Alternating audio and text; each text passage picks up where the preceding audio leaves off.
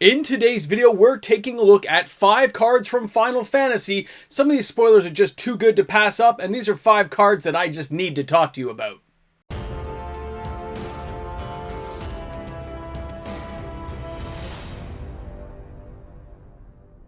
How do we start out a Final Fantasy video when pretty much everything has been said about Final Fantasy? Do we talk about the fact that this thing is still selling 25 collector boxes sealed each and every day on sites like TCG Player? That's like $28,000 Canadian each and every day. Do we talk about the sold out pre-releases and the different price variations depending on where you are? Do we talk about the play booster boxes running dry and things getting into a panic for many players? That's just how much this set has gripped people. But there's another area we need to cover in today's video, so stick around. Welcome back, everyone. MTG Moxman here. Thank you again for hanging out with me today for another video. We're going to talk about singles today. We're going to look at some of the spoilers again because there are just so many awesome spoilers to look at. But before we get to looking at the spoilers, I just want to touch base on the singles market because there are large ramifications for all these products being opened. And yes, it is going to be opened in levels we haven't seen since probably Ikoria. That means that prices will be driven down. And I mean to the boot heel. Not all of them. Some cards just will defy logic. But there are many cards that are going to be awesome, going to be used, going to be utilized in future deck construction that people don't even know about yet. So pay attention to that market, folks. Pay attention to these cards. The pre-orders are already really starting to go up. I mean, my Saturday top 10, which will come out, tomorrow, we're going to see if any of those pre-order numbers start superseding the actual sales volumes of regular sets we have in production already, which would be like Tarkir Dragonstorm, Bloomburrow. Maybe we're going to see something from Duskmourn, right? We saw Untimely Malfunction last week, jump right back onto the list.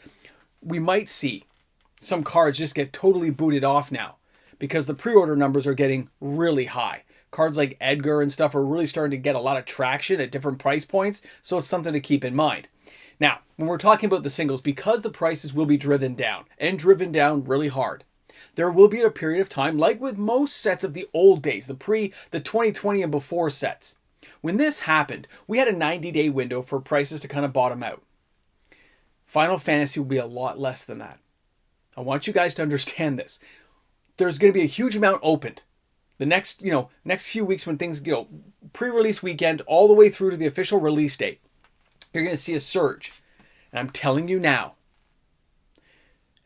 it's going to stop. And I don't mean stop a little. I mean it's going to stop hard. Other than YouTubers like myself ripping some boxes open, the sales will end. You might see packs get opened. But this is not the world we live in where products get continuously opened. Yes, there will be boxes opened, absolutely, but not enough to make an impact in the stock that is available in the marketplace for singles. So pay attention to that time period for singles because it is going to be crucially important to anyone who's hoping to get some of these cards without opening boxes. We always say the single sales are massive. This will be no different, but the money moves on so quickly and Edge of Eternities will come around the corner before you know it. Pay attention to that market, okay, guys? Now, let's jump into something a little more positive. Let's take a look at some of these spoilers because these things are just insane. And I will touch base, by the way, about how the market's going to react to this a little bit later on. But it's going to take a little bit of time, so we'll save that part for another video. Now, let's start out with the first spoiler that I want to share with you guys today. And this is going to be XDeath the Void Warlock, okay? This is a 1 green, 1 black, 1 other.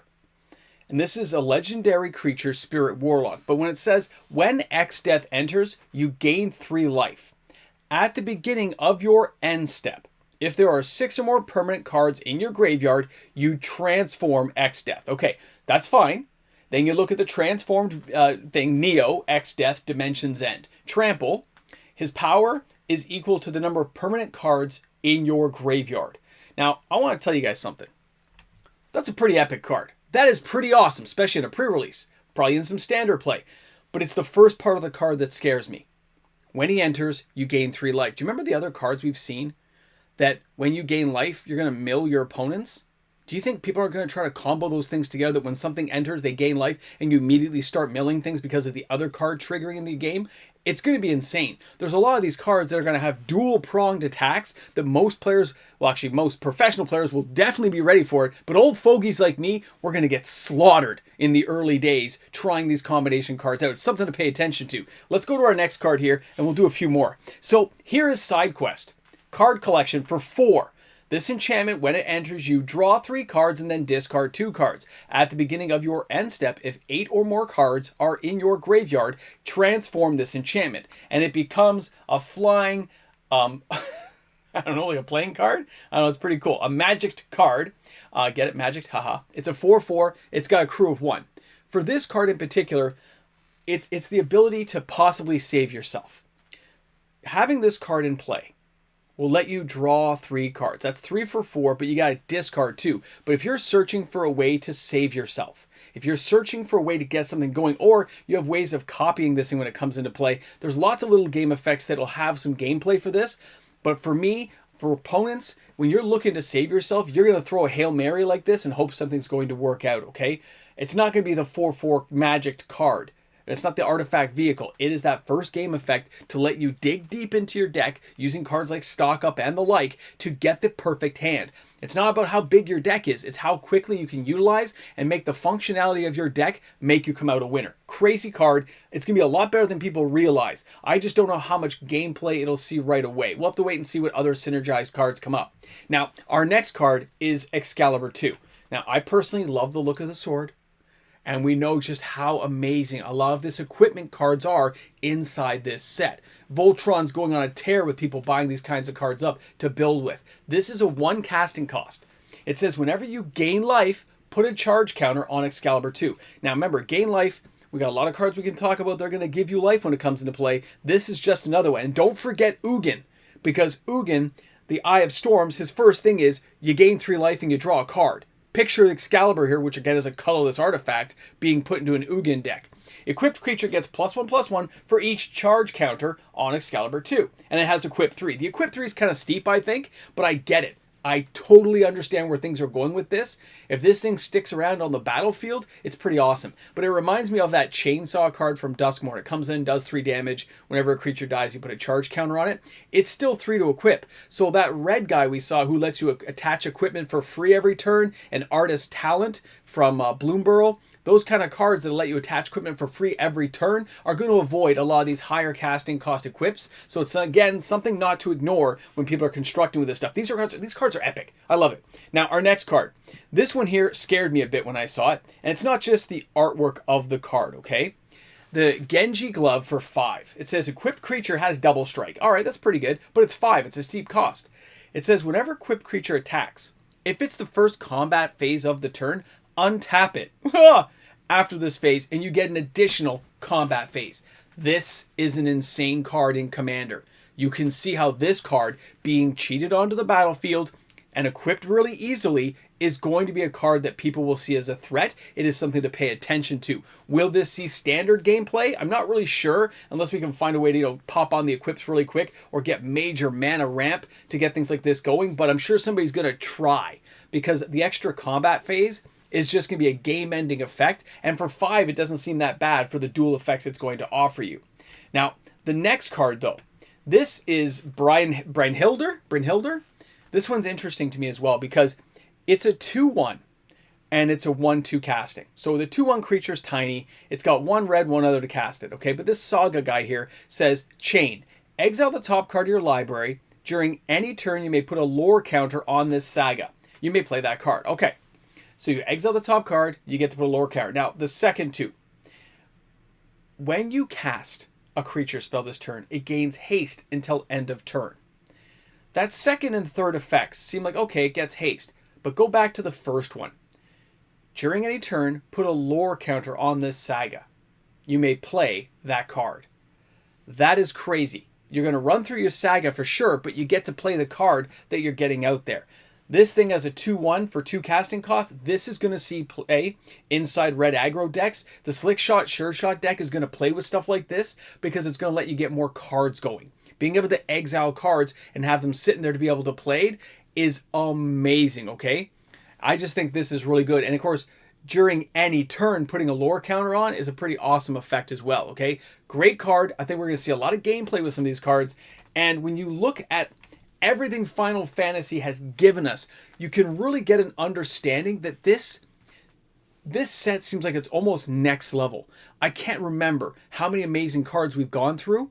I haven't usually covered this many cards when I'm looking at sets. I usually don't have that many that interest me. But honestly, I could probably do 5 cards every day and not get bored because there's just so many amazing cards inside this set. I'm really surprised to see how many equipment cards we got, how many amazing new legendary heroes they rammed in. It almost feels like we're looking at Commander Masters, like Battle for Baldur's Gate, all the legendary creatures they stuffed into that. But this is a standard set.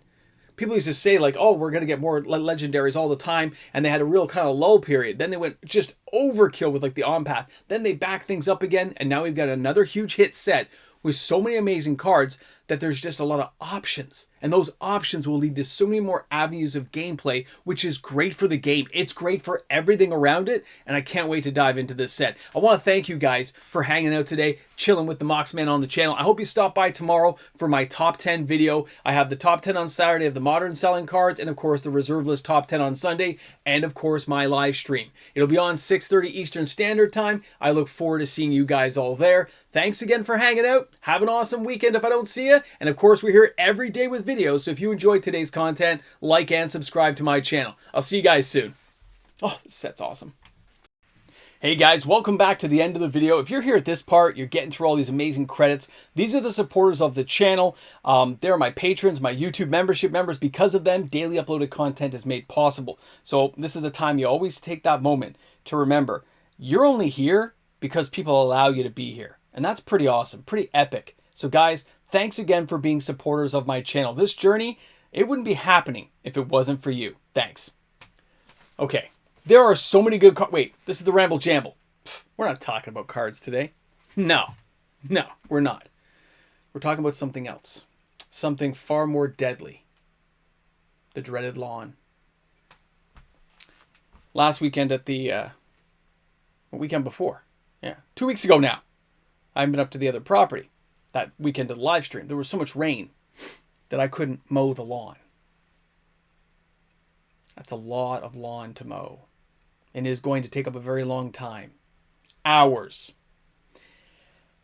And because it's that long, I can't just leave it there to kill the grass. You gotta like rake that stuff and kind of pile it together. And I hope the grass is dry. I know this isn't your problem, but these are the things that the husband side of Moxman, you know, these are the things I think about. And I have a lot of work to do. How do you fit it all in? You make it work. You find time. You invent time. You make it happen. Happy wife, happy life, and everything else in between. Don't hurt friends and family. Remember, shop smart, shop S-Smart, and everything is awesome when you have a coffee. Guys, see you soon. Ramble Jamble.